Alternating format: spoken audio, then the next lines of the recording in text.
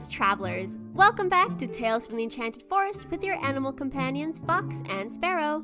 Happy holidays, everybody! We're so excited to bring you this seasonal episode, and we hope you have a holly day. Get it? Holly, because we're talking about the Holly King. Genius.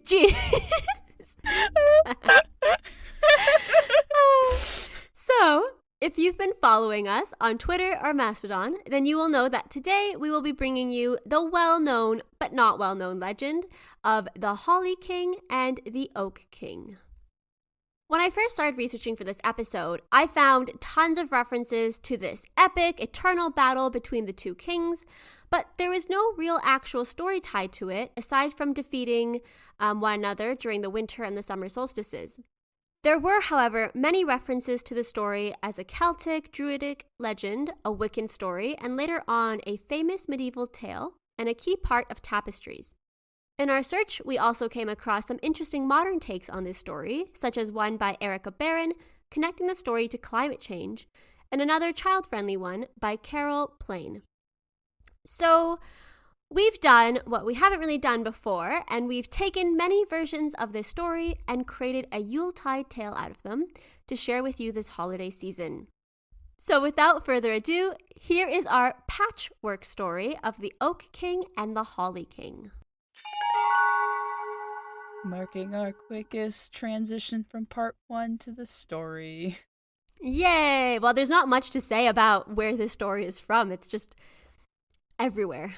Does that make it a successful legend in that way, that so many people know about it, but you can't really trace it? Because that's a lot of what legends are, right?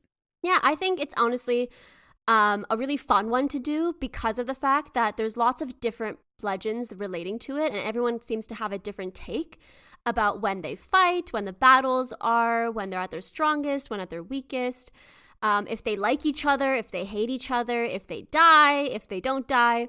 So it seems like so many different aspects of this are under question, but the main element of one is winter, one is summer, and they kind of duel it out, seems to be the same. Mm. Either they duel it out, physically or verbally. And in some cases, they fight over a woman or a goddess. But I haven't actually found any original sources relating to this mysterious woman they're fighting over. So I've opted out of including that in our patchwork version, but I will be linking all of the different versions in the blog post so you can check out all the different ones and maybe even make your own. Now, my question is there any version where they, instead of fight each other, they just have, rap battles and then, they perish if they don't win? Well, listen, if Epic Rap Battles of History wants to take on the Holly King and the Oak King, I will be thrilled. Oh my gosh, I'll be for it. For sure. Long ago, before there were men or seasons or any real concept of time, two brothers were born. One brother was bright and cheery, and everywhere he went, flowers blossomed, birds sang, and the sun shone a little bit brighter. He was like a Disney princess before a Disney princess was a thing. He wore the crown of oak, a tree that was known for its strength, beauty, and noble presence. His twin brother, while equally as cheery, knew that every light needed darkness, and so with him came the darkness and slumber. Trees would lose their leaves in preparation for his cold spells, and the animals would hide away in the warmth of their burrows and dens. He took for his crown the evergreen holly, which persisted despite the cold. Both brothers ruled in harmony, although they did quarrel from time to time about the need for more light or more darkness.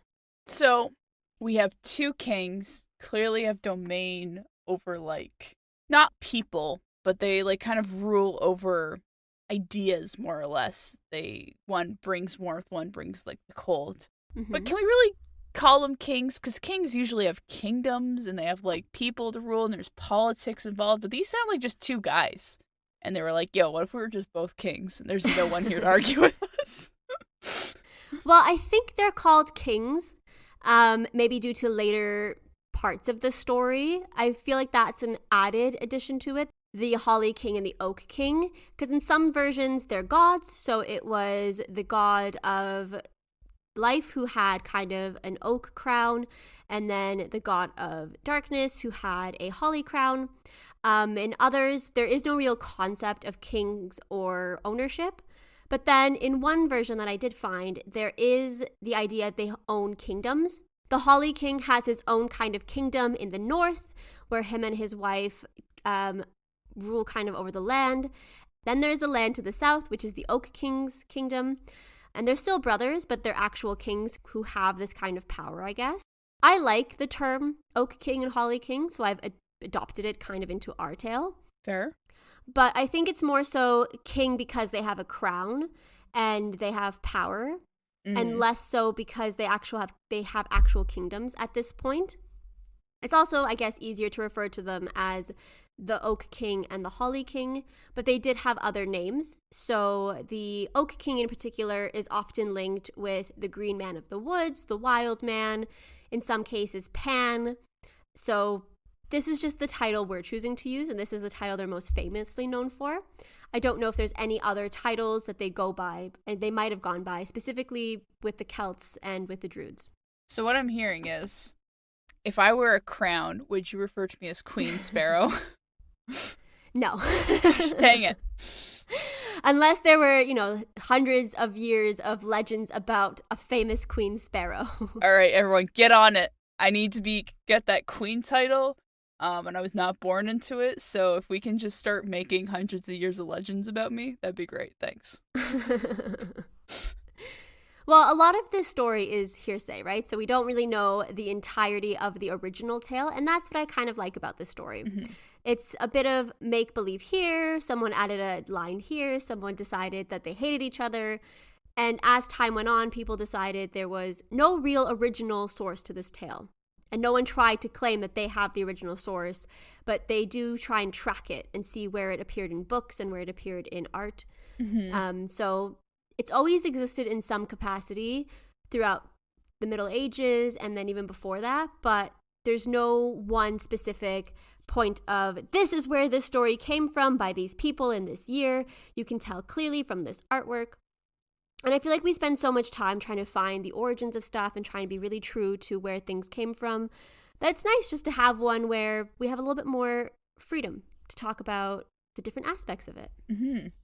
So, no one knows what caused the rift between the two brothers. Some say it was a beautiful goddess that loved them both. Others say the creation and rise of mankind drove the brothers to quarrel and separate into kingdoms. Whatever the reason, each day the brothers overstepped, testing the bounds of their range. Men, of course, loved the bright sunny days and longed to stay in the court of the Oak King. They lent their support to the Oak King, and over time he grew more powerful than his brother. He was their fertility god, their Green Man of the Woods. The Holly King, unsupported and alone, fled the lands for some time, and the world was left in an unbroken summer.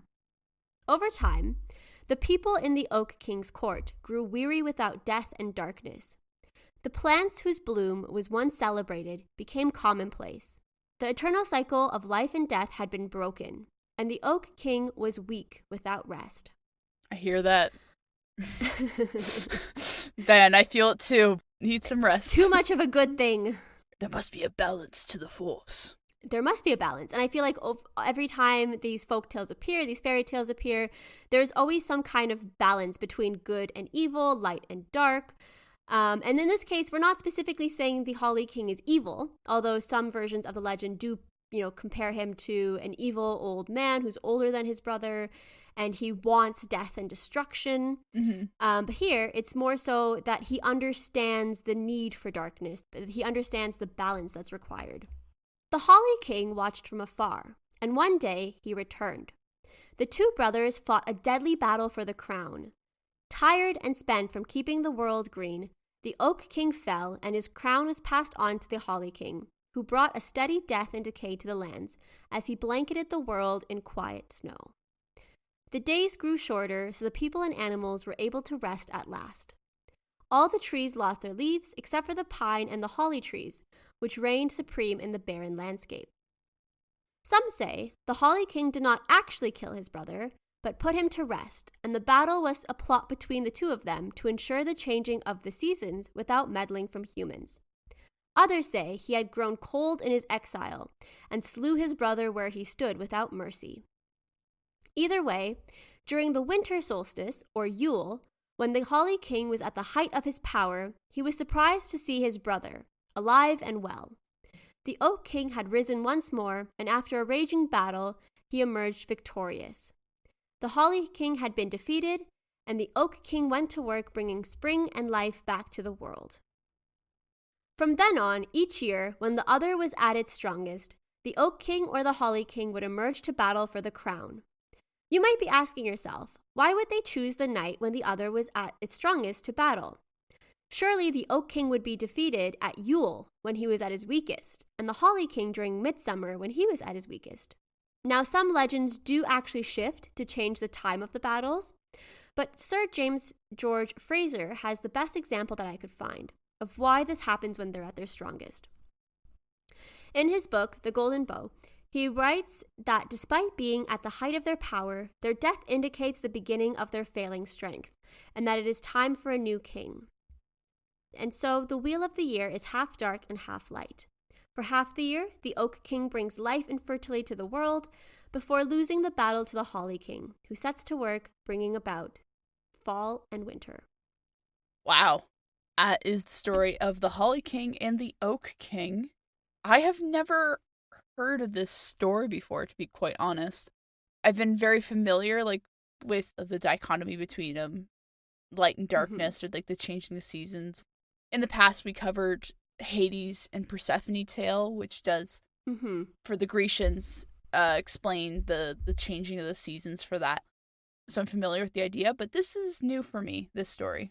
I mean, a lot of different cultures, the Irish, even in Mesopotamian culture, there is a story of kind of a woman who represents fertility being taken into the darker underworld to represent kind of the beginning of winter and fall. And to me, that's also one of the more popular ones, the changing of the seasons due to the kidnapping of a fertility goddess or a fertility princess.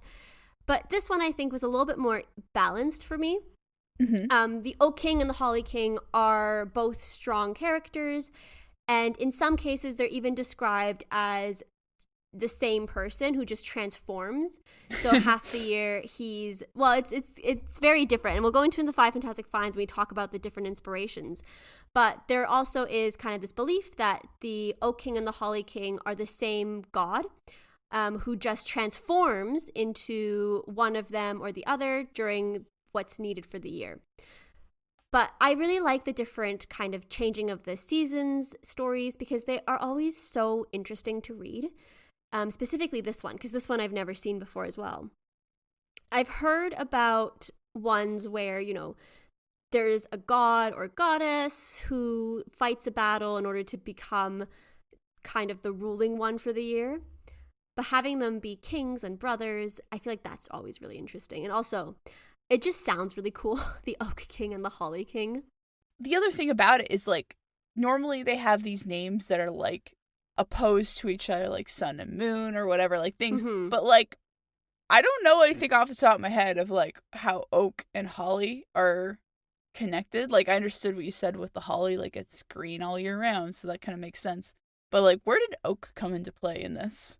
So oak is actually a really important plant, not just in Ireland and to the Celts. It was also really important in England and Scotland. And so the oak tree is one of the most resilient trees. It was also considered a tree of wisdom. And it reigned supreme because it was kind of taller than all the other trees, and it's so durable. So the oak kind of became synonymous with wisdom and nobility. And then even later on in history, we see emperors and kings wearing oak crowns or having stuff made out of oak specifically because it was a noble wood. And then holly is evergreen, and it was also kind of an important wood for them because it was everlasting almost. It was evergreen, so it was always there even when the winter time was at its strongest. You always had holly. Oak trees, as much as they are these noble, great trees, they are deciduous, so they do lose their leaves in the fall. And so to that aspect, no matter how great and noble they are, there's always that kind of metaphor of greatness being culpable to failing as well. And so even in the fall, when we see the oak leaves its leaves, the evergreen, the holly, the pine, they always remain green. And so that's where the contrast comes from, I think, that there is still life in the Holly King's reign. It's not just about death. It's not just the Holly King is a bad king who wants everything destroyed, because he does offer rest for the Oak King. He does offer a world where the plants and the animals can kind of take a break, and the world is quiet and the nights are longer, so there's more slumber and supposedly more rest. But we all know how holiday seasons are. And so I think it's about the fact that it's not just bad and evil and death. There's still some life there, and it's essential for life. Yeah, we need rest to enjoy and do the work that we need to do the next day. So it's like a very good balance that's very true for human nature, but it's something we often overlook. But the one thing for me is that when I was in school, our school mascot was, well, we were like the Mighty Oaks. So when I hear the story, I think of this very cool looking like guy with like the holly crown and everything, very intense, very Jack Frost kind of dark look to him. But on the other side, when I hear the Oak King, all I can picture is our school mascot running around in a big stupid oak leaf going, yeah! Having little room to run and has their hands, just the hands sticking out, so they don't have arm movement, but trying to go and tackle this Holly King. So that's the image going on in my head. I love that for you. It's like very epic guy, kid in a mascot costume. These are the kings that I'm picturing. I don't know about the Mighty Oaks and your experience with mascots and people in costumes, but some of the pictures of the Oak King are so cool. Like they just picked him as having, leaves on his face, and he's got this mighty crown, and he just looks like a really happy Santa Claus. Because some of the tales, some of the pictures and depictions that people have online that we've seen in some art forms, they just look really jolly, both of them. Which I think is a really key part to the story, that instead of just characterizing the Holly King as this big bad, this demon, this creepy guy, he's also cheery. He's also, having a great time. It's just he believes that there is a great time to be had in winter. Winter is pretty great. I'm pretty happy it's the winter time now. I love winter as well, so I'm on team Holly King. But we need a balance, right? We can't have one without the other. It'd be really sad to never have the summer and then also to never have winter. Although I do know that some places around the world, they're not as seasonal. Mm-hmm. And so it's a lot harder for them to understand the concept of, in fall and winter for us, it's always cold. Like that's the standard. And then spring and summer are always hot. But this was obviously a story that was inspired by Celtic tales. So it was somewhere that did have 4 seasons. So it'd be interesting to see what some of these seasonal stories would look like in a place where there isn't really that big of a shift between seasons. It's true, and I think we should look into those next year when we look into more seasonal tales. And the other thing you kind of mentioned briefly earlier when you were kind of talking about the story was that, and we can see it very obviously now, the correlation, the idea of the Holly King and the Oak King fighting, and how the Oak King was getting steadily stronger. And that really reflects our current day in terms of thinking of climate change and how the earth is getting hotter. And that's a real concern for us. It's a really good embodiment of that metaphor. It is. And I think when I read this story, I was like, oh my God, this can't be the original because this is so tied into our current times. And then I did find out it was a more modern take on it to relate it to climate change. And the story on its very basic premise is quite similar to the beginning of ours. But in terms of mankind went further, and they enjoyed the light so much that they created light in their own homes, and they went so far that there was light everywhere, and it was so bright, and this had a very, strong impact on migratory birds, on ice caps, on animals not really knowing. The cycle was completely off whack because there was too much sun and it was too bright. And then the Holly King had to kind of step in and help his brother. So the Holly King realized that his brother was not dying, but struggling. Intervention. Yeah, so he needed to intervene. He needed to do something. And so he goes to his brother and they kind of have a really sweet moment. And they realize that they need a balance. There needs to be rest and darkness, and there needs to be joy and brightness, and they both can happen at the same time. And so they decide to take turns so that there's never too much of one or the other. Mm-hmm. And that was a story written by Erica Barron. And that will also be linked in our blog post, so be sure to check that out, because I think it's so lovely to see these ancient kind of legends and stories take a new form that's applicable to modern times. Yeah, it's amazing. We've been dealing with a lot of struggles over the years as human beings, and sometimes those kind of come back around where they're still relevant, even though they're such old ideas. So yeah, I think it's really fun seeing how much things change, but yet how things just stay the same. And we can see that a lot in these stories when looking at humans and how we live. Yes. I mean, history does tend to repeat itself through different cycles or different ways. And I think this is just one of those ways that we learn that too much of something, whether it be something like summer or sunlight, even that can have an effect on things that we don't necessarily think about. While the Holly King and the Oak King are always in their eternal cycle of light and darkness, Fox and I are in an eternal cycle of the story and our 5 fantastic finds. So we're going to go on over to that now. Number 1. Sometimes the Holly King is seen as one of the earliest versions of Father Christmas, which is also another term for Santa Claus. And this seems kind of crazy to me, because Santa is supposed to be a big, jolly guy who wears red, lives at the North Pole, drinks Coca-Cola, and has an army of elves to build toys for all the good little children. Not a self-proclaimed king with leaves for a crown. Of course, commercialization might have colored my view a little, but I think a better way to approach this disconnect is that Santa Claus is just the newest version of Father Christmas. Starting around the 15th and 16th century, people started personifying Christmas as King Christmas or Prince Christmas. And at this point, the figure was mostly just for adults. The personification encouraged drinking, merriment, and feasting. And it is only in the mid-17th century when we first hear the term Father Christmas.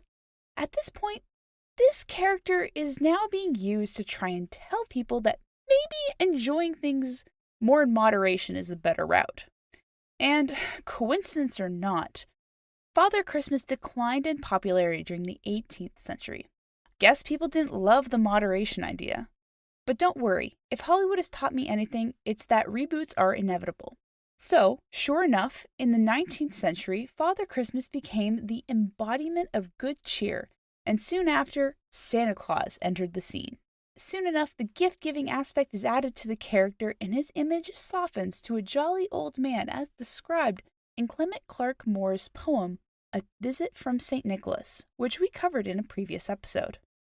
All that to say, the personification of Christmas has greatly developed over the centuries. While we can see some similarities between the Holly King and Santa Claus, it's amazing to see how this legend has continued to evolve over the years. Number 2. The Oak King is a symbol of rebirth, fertility, and life, but he is not the only one. There are many stories of men who are symbols of fertility, including the Green Man and the Wild Man of the Woods. The Green Man has often been associated with the Oak King and is depicted as a man's face peering out of dense foliage with leaves and twigs as part of his face. Mike Harding's book, The Little Book of the Green Man, looks at the Green Man sculptures and art from all over the world, including Iraq and Lebanon from as early as the 2nd century. It is hard to say what exactly this foliage head's purpose was, aside from decorative, but its prevalent nature does hint at something greater than just a nice piece of art. Modern connections between the Oak King and the Green Man include connections to Peter Pan, Robin Hood, Lord of the Rings' Tom Bombadil, and the Ents, Pan, and Dionysus, as well as the Green Knight from Sir Gawain and the Green Knight. John Williamson also examines the resurgence of the two figures in the Renaissance as well as the medieval period in his book The Oak King, the Holly King, and the Unicorn, The Myths and Symbolism of the Unicorn Tapestry. Number 3. You know, the Oak and the Holly King are pretty cool in my books, and it's not because they were in a perpetual fight for the forces of light and darkness. No, they are cool because they are bird people. How do I know they are bird people? Their animal symbols are the robin and the wren, respectively. Sure, it's possible that they didn't choose these symbols themselves, but in my headcanon, they did, and they are bird people. Okay, seriously, all jokes aside, why the wren and the robin? Well, there are a few possible reasons for the correlation, but it's really impossible to say for certain what is the exact explanation. Now, during the winter solstice, the Oak King kills the Holly King. Coincidentally, December 26th is Wren Day, a day where boys go out to hunt wren. When they find one, they shoot it and then place it atop a decorative pole. This day is observed in Ireland and other European countries. Now, there are a lot of explanations as to why wren. Why do people hunt down wren specifically? Some stories say that the wren is hunted because the wren made a lot of noise one night and awoke enemy soldiers while the Irish were ambushing them. And to this day, people are still getting revenge on that bird. Other stories suggest that the wren simply represent the past year, and it must be killed in order to make way for the new year, which, coincidentally, is represented by the robin. Which brings us back to the Oak King symbol being the robin, which also happens to be representing the new year. So whether the birds were always connected to these two kings or if they came after the fact, at the end of the day, they are both representative of the changing of seasons, just like the oak and the holly king. Number 4. When you begin looking up the origins of this legend, there are lots of references to Celtic stories, but as goes with most old legends and myths, we could not find a direct source or one direct tale. Instead, the role of the two kings seems to come from their conflicting natures and their evident role in the Wheel of Time. The mighty and wise oak changes color and falls, while holly prevails all year round, and is center stage during the winter months. Both plants were very important to the Celts. However, there's also a case for the legend having Wiccan roots. In Janet and Stuart Farrar's 1981 book, A Witch's Bible, they write about the twins and their sacrificial mating with the Great Mother. The mating ritual for the Oak King is on Bellatine, and the Holly King mates on Lunasa. They also make a case for the twins to be personifications of light and dark as two sides of the horned god. Regardless of where this legend came from, it is cool to see how it's been evolved and taken on by so many different cultures and religions, and to also see how people have been taking the stories and making them their own through their own storytelling efforts, just like us. Number 5. I grew up with 2 older siblings, an older brother and an older sister, and we usually got along splendidly. That is, until we broke out a game of cards or we started playing Mario Kart. Suddenly, all bets were off as we competed against one another in the hopes of winning. Of course, being the youngest, I would rarely win, but that never stopped me from trying my hardest to one-up them. While we may not fight each other for ultimate control every year, I can sympathize with the sibling rivalry the Holly King and the Oak King have going on. And I'm not the only one. The sibling rivalry trope is very common because it's so relatable. Take Ross and Monica from the Friends television series. They will often gloat about their successes and remind the other of their past failures, all attempts to get that one up. Like that time they started telling their parents each other's secrets in an attempt to get even with the other. Ross tells them that Hurricane Gloria didn't break the porch swing, Monica did. To which Monica returns the favor by telling them that Ross had been on leave from his job for the past year. Ouch. While they never end up fighting to the death like the Holly and the Oak King, they do stay out all night in the cold fighting over football in order to win the coveted Geller Cup. So that's it for us for 2022. We will see you guys after the holidays in January, where Sparrow and I will be tackling some little folklore and fable stories on solo adventures in the Enchanted Forest. If you do want to hear more from us and find out what our next tale will be, come join us anytime on Twitter or Mastodon at Tales from the Enchanted Forest, or if you are old school like Sparrow, you can always email us at talesfromtheenchantedforest@gmail.com. We'd love to hear your questions, comments, and suggestions for the new year, so please don't hesitate to share. And remember, there's always a place for you in the Enchanted Forest.